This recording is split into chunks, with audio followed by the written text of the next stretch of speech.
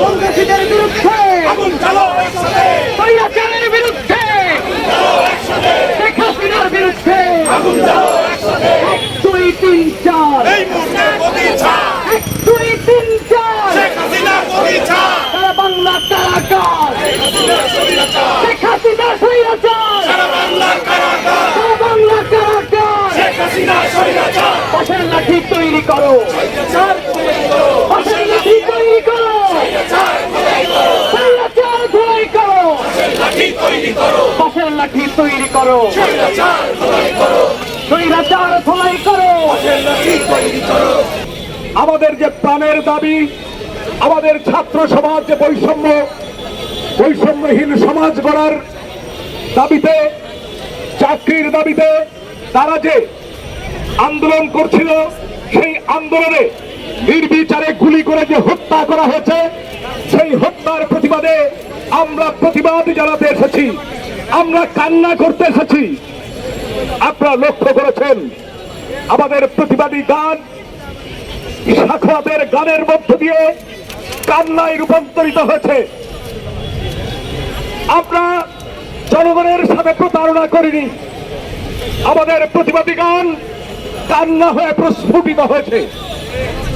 কিন্তু আপনারা যারা বিপরীতে দাঁড়িয়েছেন, আপনারা প্রতি মুহূর্তে জনগণের সাথে প্রতারণা করছেন, জনগণকে ধোঁকা দিচ্ছেন, জনগণকে মনে করছেন তারা বোকার স্বর্গে বাস করছে। লক্ষ্য করেছেন সারা দেশের মানুষ আজ উত্তালভাবে রাস্তায় নেমে এসেছে। আপনার নানাভাবে তাদেরকে দমানোর চেষ্টা করছেন। আপনারা ইতিমধ্যেই জেনেছেন নারায়ণগঞ্জে সংস্কৃতি কর্মীরা প্রতিবাদী মিছিলে রাস্তায় নেমেছিল। সেখানকার নারায়ণগঞ্জের যে জোট, সেই জোটের সভাপতি ভবানী শঙ্কর, আমাদের একটি সংগঠনের অন্যতম সংগঠন সমগীতের অমর আকাশ সহ সেখানকার অন্যতম 5 জন নেতার বিরুদ্ধে গাড়ি ভাঙার মামলা দেয়া হয়েছে। এরকম করে নানাভাবে নানা ষড়যন্ত্র, নানা চক্রান্তের মধ্য দিয়ে আমাদেরকে দমানোর চেষ্টা করা হচ্ছে, সাধারণ মানুষকে বিভ্রান্ত করার চেষ্টা করা হচ্ছে। আপনারা লক্ষ্য করেছেন যে ছাত্ররা আন্দোলন করছিল, তাদেরকে যারা নেতৃত্ব দিচ্ছিল, তাদেরকে টিভি হারুনের বাসায় দিয়ে গিয়ে কি সমাদর করে তাদের কাছ থেকে স্বীকারোক্তি দিয়েছে। স্বীকারোক্তি দিয়েই ক্ষান্ত হয়নি, তার বাসায় বসিয়েই তাদেরকে দিয়ে প্রেস কনফারেন্স করাতে হয়েছে। জনগণ কি এত বোকা যে আপনারা তাদেরকে ছেড়ে দেন নাই, তাদেরকে টিভির রুমে বসিয়ে রেখে তাদের কাছ থেকে স্বীকারোক্তি দিচ্ছেন আর জনগণ বিশ্বাস করে যাবে?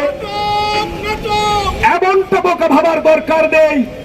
আজকের জনগণকে এতটা বোকা ভাবার দরকার নেই।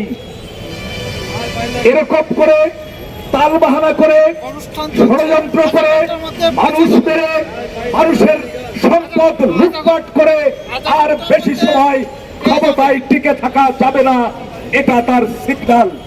আমরা বলেছি, এখান থেকে নেতৃবৃন্দ বলেছে, গানে গানে, কবিতায়, স্লোগানে আপনারা শুনেছেন যে এই সরকারের পদত্যাগের পদধ্বনি ঘোষিত হয়েছে। আমরা বলতে চাই, আপনারা পদত্যাগ করুন, স্বেচ্ছায় পদত্যাগ করুন। তা না হলে আপনাদেরকে টেনে হিসড়ে জনগণ রাস্তায় নামাবে।